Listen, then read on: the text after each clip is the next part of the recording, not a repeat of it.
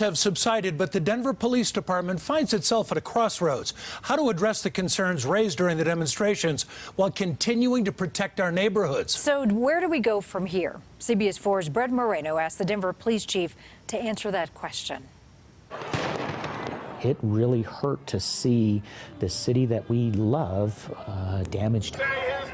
In the wake of protests that ravaged downtown Denver, Police Chief Pazen is now leading the department's 1,600 officers by lending an ear. We have to listen and figure out how we can improve. I believe that the status quo is not good enough.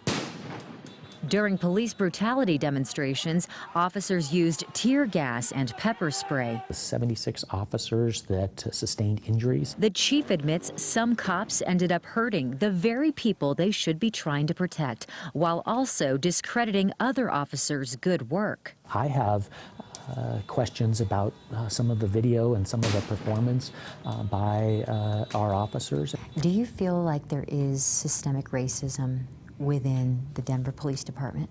I think that there are institutional biases throughout, and we have to be resolute in weeding that out, standing up and saying that we won't tolerate any type of racism. Pazen says these protests opened his eyes to a new way of policing. That is our only path forward. It cannot be an us versus them situation. An officer's mission, Pazen says, is to help people and keep them out of the justice system. Food, sanitizer. He says community police partnerships are working. Including groups that have historically not been too fond of the police department. Those have been some of the best results that we've had. To know which direction his department is going, you need to understand Pazen's roots. I never lose sight of where I came from. I grew up in North Denver. His mother and grandmother raised him in a neighborhood he calls underserved. I use that lens to help shape what it is that we as a police department should be doing. We want to have the safest, most equitable city in America. That's what we want as a police department, and I think that's what the community wants.